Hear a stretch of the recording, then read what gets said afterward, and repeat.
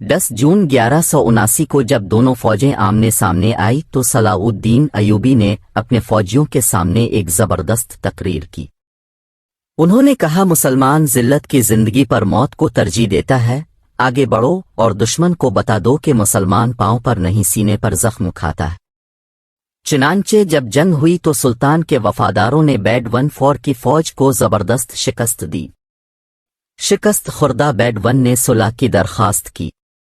सुल्तान चाहते तो दुश्मन की शिकस्त और कमजोरी का फायदा उठाकर फलस्तीन को उसी वक्त दुश्मन से छीन सकते थे। वो ये भी जानते थे कि दुश्मन सुलह के मुआहदे तोड़ भी सकता है, लेकिन फिर भी उन्होंने रहम से काम लिया और एक बार फिर अपने बदतरीन दुश्मनों से सुलह कर ली। लेकिन यह सुलह माजी के मुआहिदों से मुख्तलिफ थी, क्योंकि यह सुलह आखिरी सुलह थी। सुलह के बाद चंद साल तो सुकून से गुजर गए।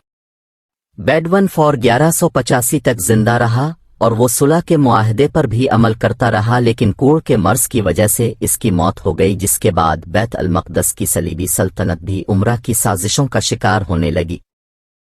इस दौरान बैत अल मक़दस में गाय ऑफ लिव्ज़ैनन की हुकूमत आ गई कि जो मुसलमानों का खुला दुश्मन था।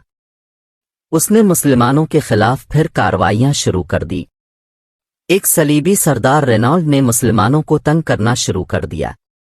ये सरदार इस हद तक चला गया कि इसने मदीना मुनव्वरा में नबी अकरम सल्लल्लाहु अलैहि वसल्लम के रोज़ा मुबारक को तबाह करने का इरादा कर लिया।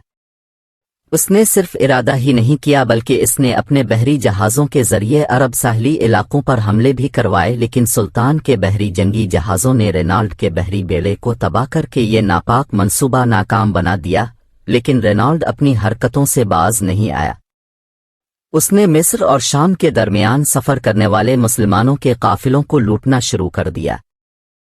सिर्फ तिजारती काफिलों को ही नहीं, बल्कि हाजियों के एक ऐसे काफिले पर भी हमला कर दिया जिसमें सुल्तान की बहन भी शामिल थी।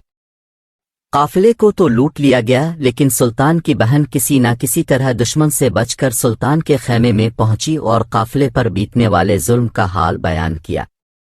काफिले पर जुल्म का हाल सुनकर और अपनी बहन की बेइज्जती पर गैरतमंद भाई का खून खौल उठा।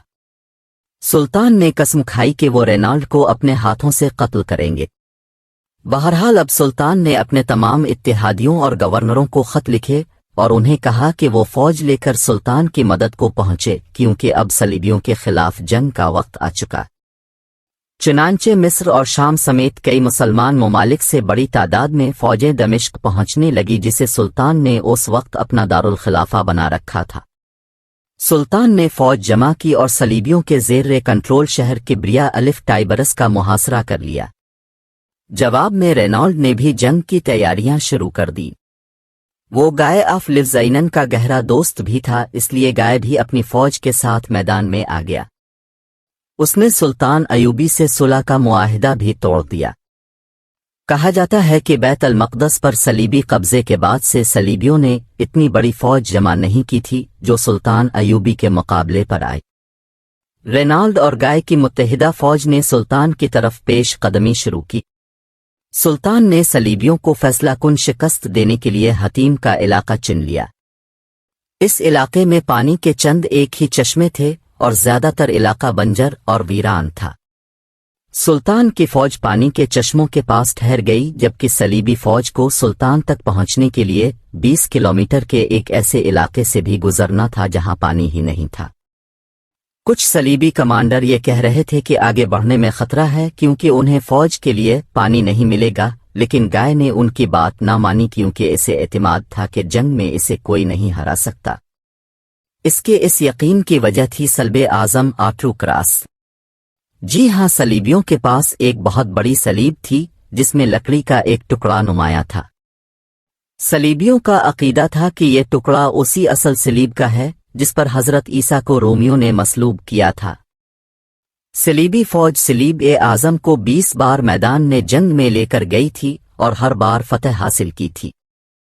गाय और उसके साथी समझते थे कि सलीब ए आज़म की मौजूदगी में ये जंग भी वही जीतेंगे, इसलिए उन्होंने रास्ते की सारी मुश्किलात को नज़रअंदाज कर दिया, लेकिन ये उनकी सबसे बड़ी भूल थी।